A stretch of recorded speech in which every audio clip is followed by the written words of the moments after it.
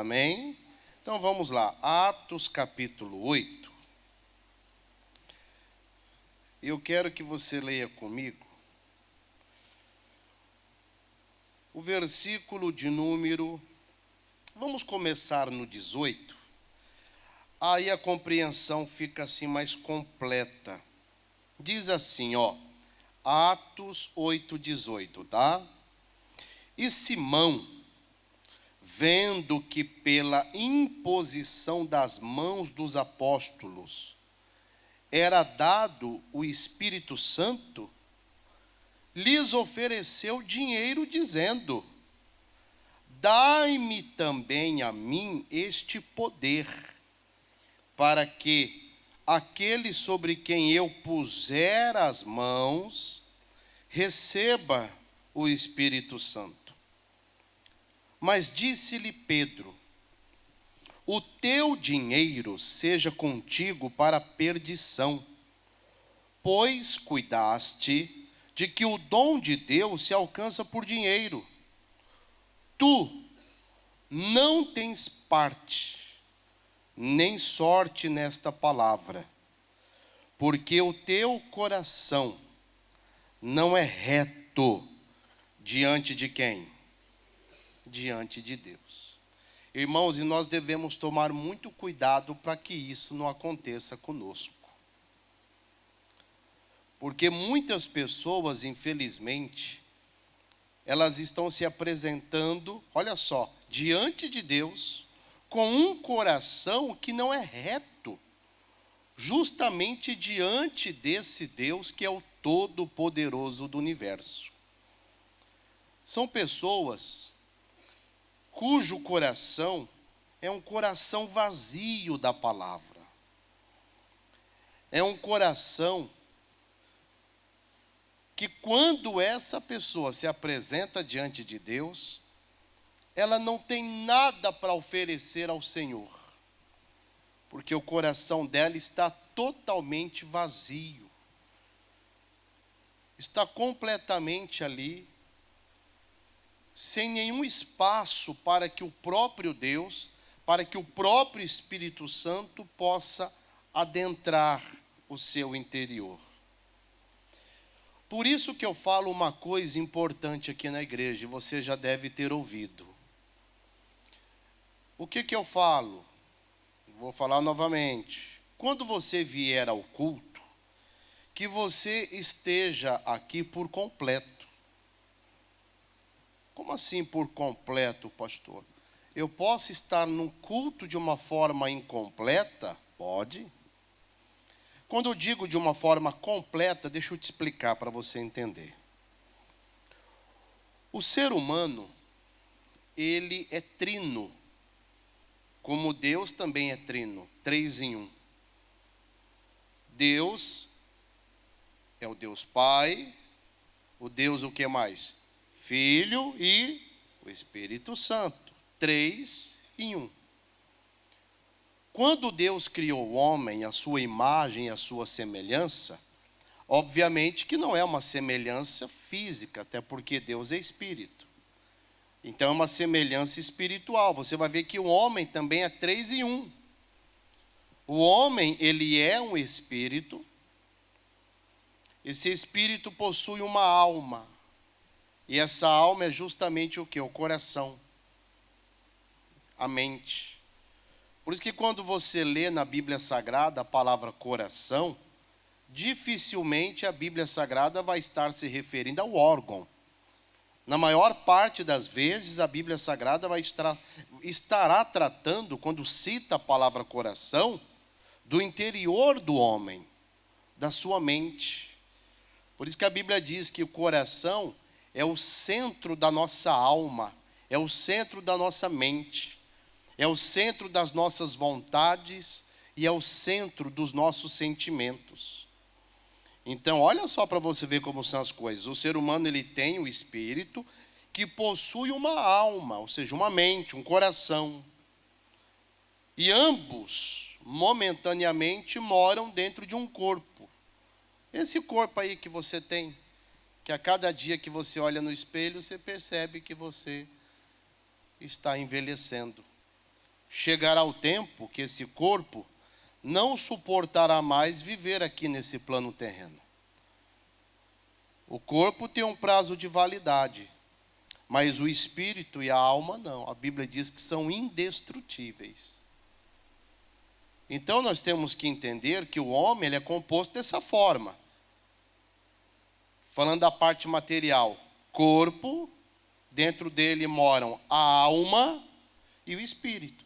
Então você tem que estar aqui agora nas suas 3 dimensões. Bom, corporalmente você está porque eu estou te vendo. Agora pode ser que a sua mente não esteja aqui, pode ser que o seu corpo esteja. Mas pode ser que a sua mente nesse exato momento está vagando por algum lugar aí.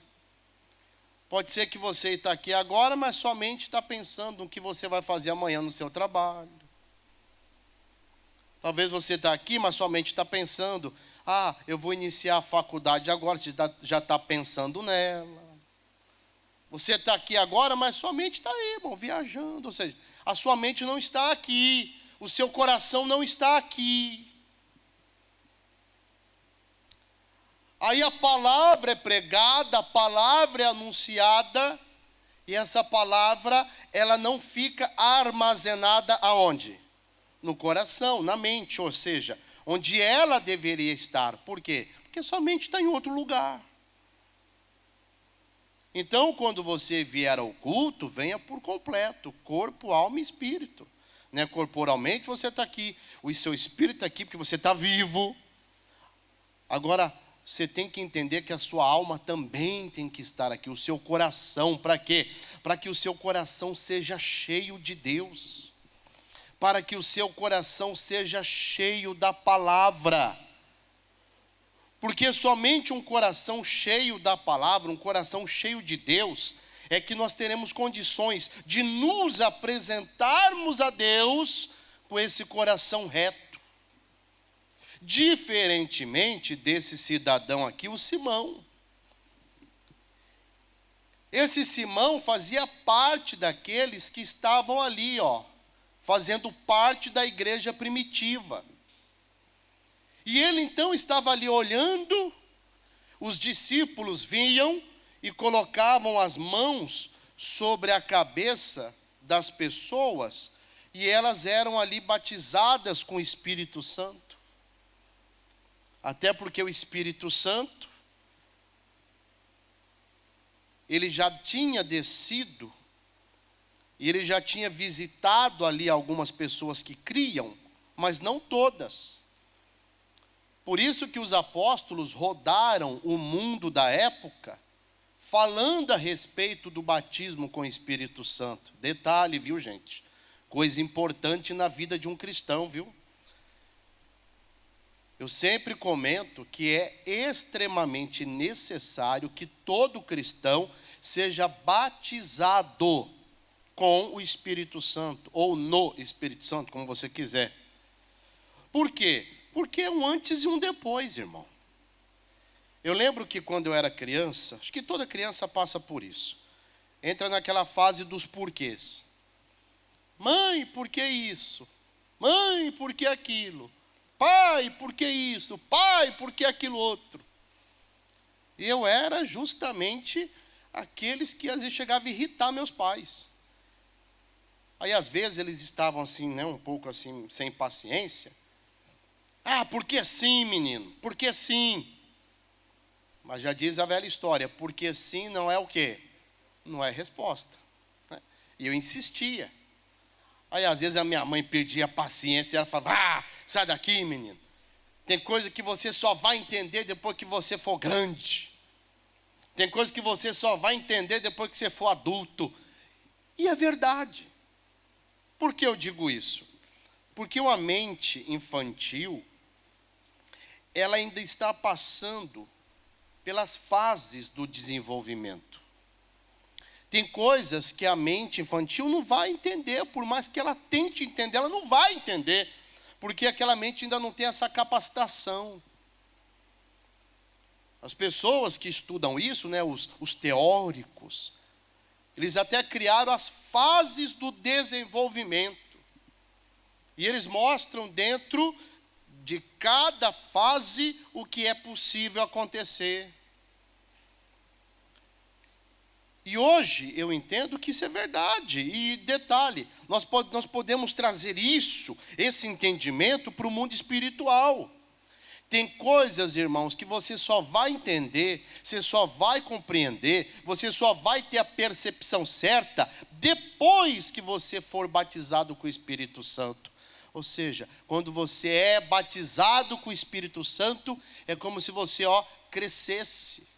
É como se você atingisse aquele nível espiritual que te dá maturidade espiritual para você ter capacitação de entendimento e discernimento.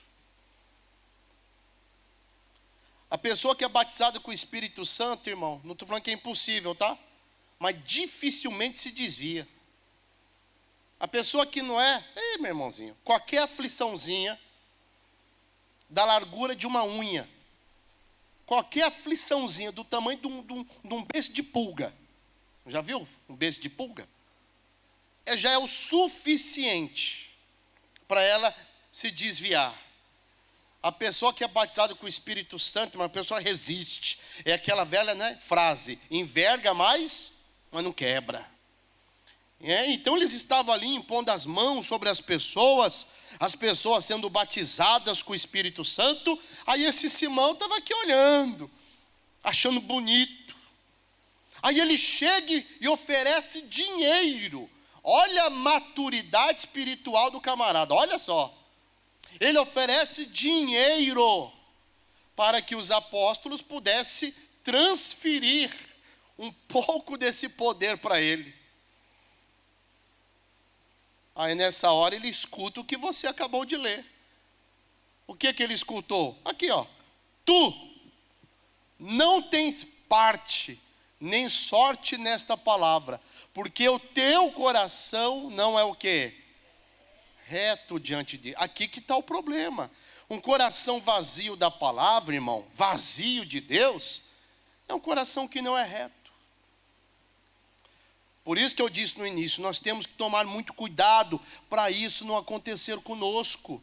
Por isso que quanto mais você se relaciona com Deus, quanto mais você se relaciona com a palavra, quanto mais você se envolve com ela, mais o seu coração se enche de Deus, irmãos.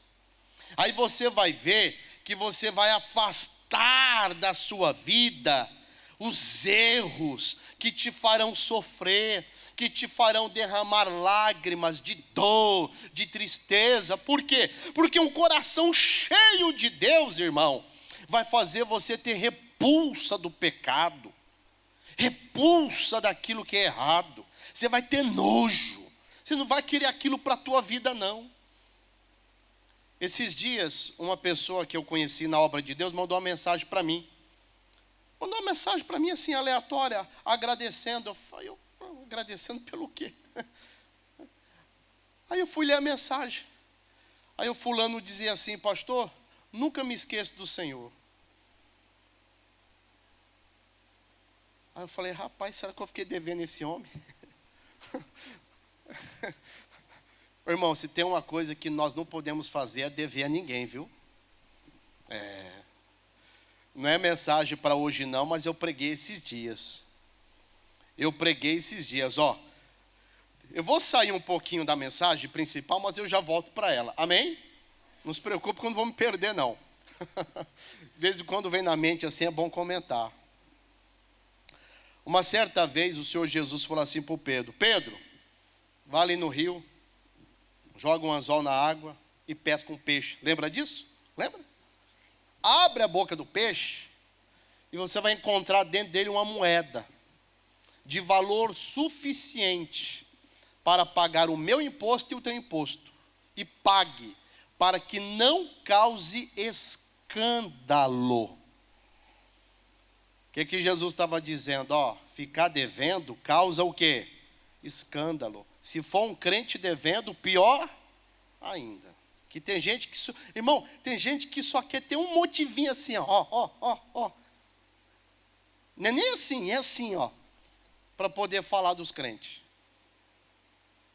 Por isso que eu digo uma coisa, ó, nunca deu passo maior do que a perna. Você vai comprar algo? Vai? Amém. Mas presta atenção.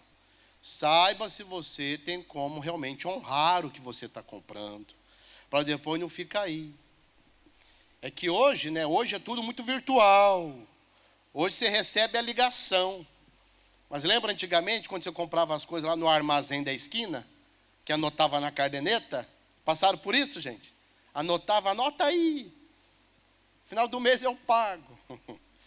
E às vezes chega o final do mês, pastor, não pagava. Às vezes não passava nem em frente o lugar, dava a volta, passava por 3 ruas por detrás. Só para não passar em frente. Ou quando não tinha jeito, tinha que passar, ainda passava todo, sabe? Sabe?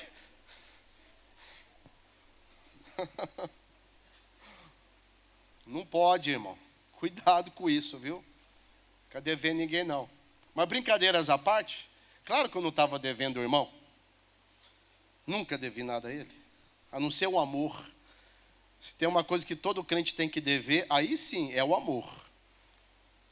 Pastor, eu nunca entendi esse texto. Ora, é fácil.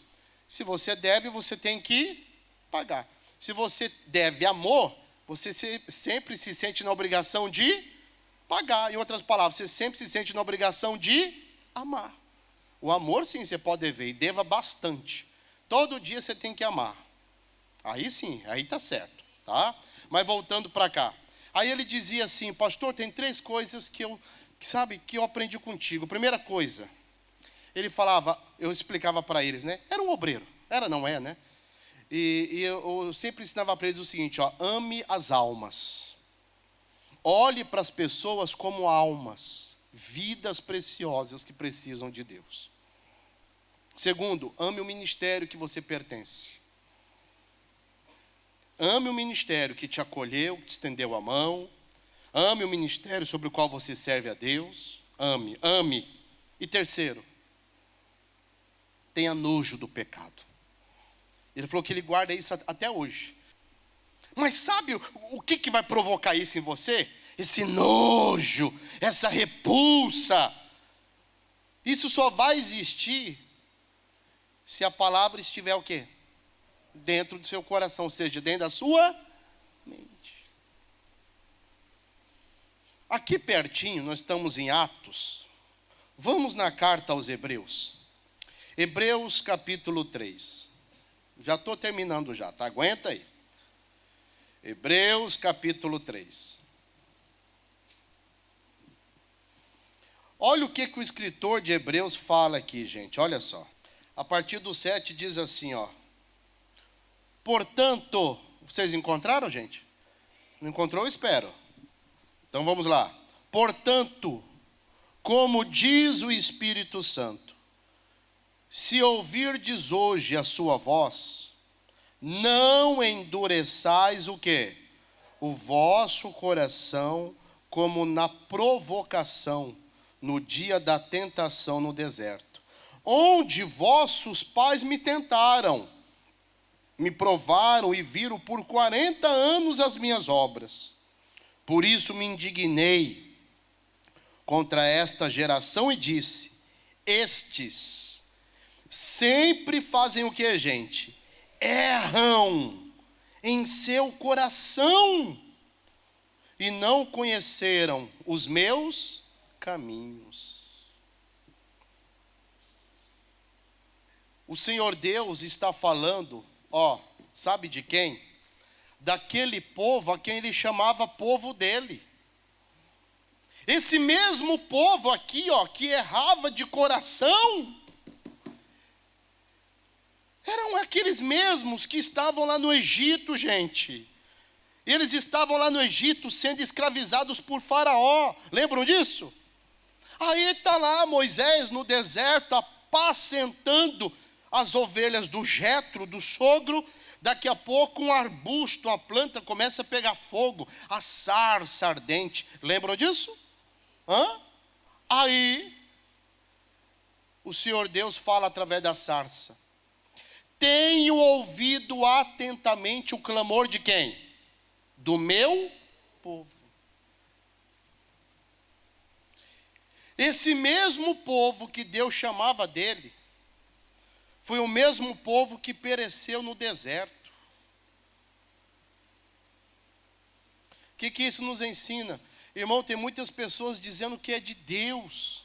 E Deus realmente quer salvar essas pessoas, mas essas pessoas não se abrem para Ele.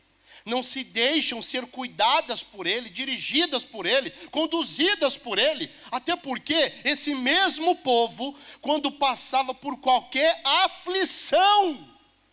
afliçãozinha mínima, gente, a primeira coisa que passava na mente deles, o que era? Voltar para onde? Voltar para o Egito, ou seja, voltar para a escravidão. Tem pessoa que é assim. Elas estão tão vazias de Deus, o coração delas assim está tão vazio da palavra, que ela não consegue crer, ela não consegue confiar. Qualquer coisa ela quer chutar o balde, vai sair da igreja e não sei o quê. Vou te falar uma coisa, e coloque entre aspas o que eu vou falar, tá? Entre aspas, se está ruim dentro da igreja, pior fora dela, viu, filho? Pior fora dela.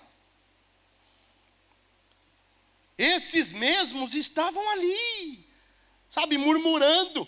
Esses dias eu pregava aqui sobre prosperidade e eu dizia o seguinte: eles tinham, como destino, uma terra que manaria o que para eles? Leite e mel, simbolizando prosperidade. Mas eles, quando passavam ali, sabe, davam um pouquinho de sede. Moisés, não tem água, Moisés, não tem água. Sabe? Engraçado que Deus tinha providenciado água várias e várias vezes. Deus tirava a água da rocha, irmão. Deus mandava comida. Deus fazia chover pão. Deus mandava codorna, da onde eu não sei, mas chegava codorna lá no deserto, irmão. Deus cuidando deles em tudo. Tudo que você possa imaginar. Tudo. E mesmo assim, nas aflições normais da vida, eles queriam voltar para o Egito. E eles ainda diziam: bom seria estar lá no Egito, porque lá pelo menos tinha pepino. Lá pelo menos tinha cebola. Lá pelo menos tinha alho. Olha que mentezinha vazia da palavra, irmão. Olha só.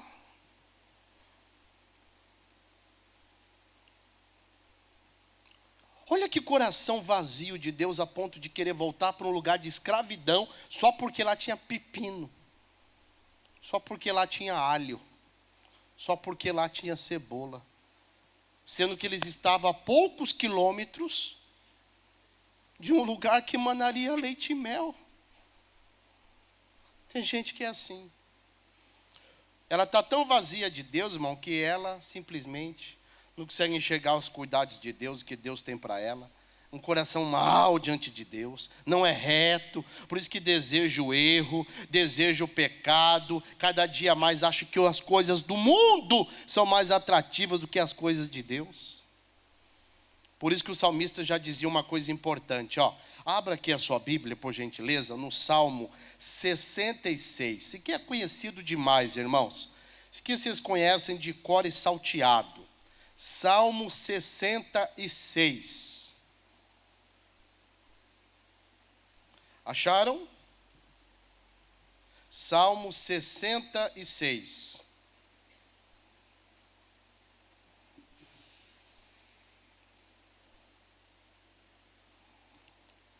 O versículo será o 18, tá?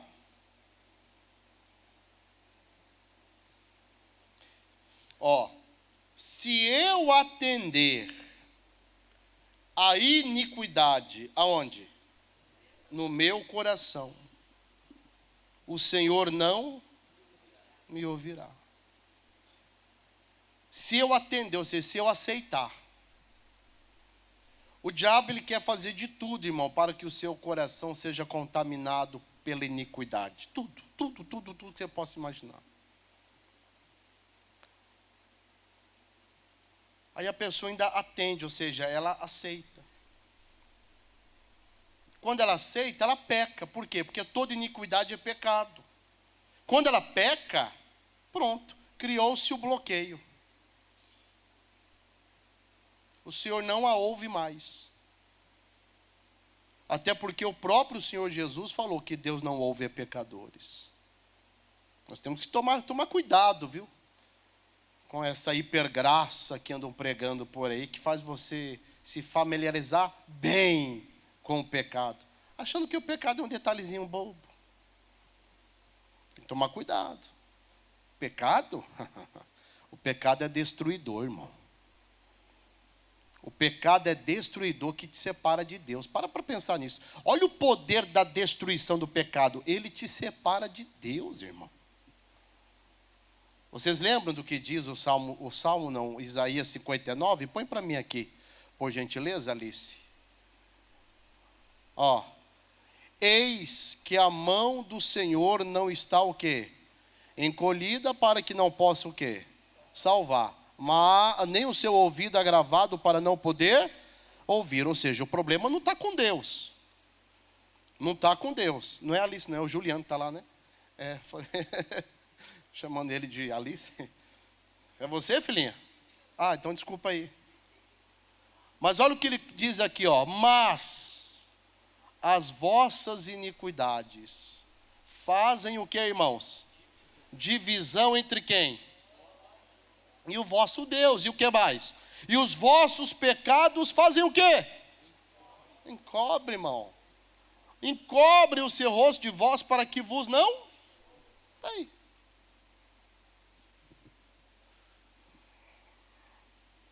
Aí agora vamos para um outro salmo muito conhecido, está aí pertinho, que é o 119.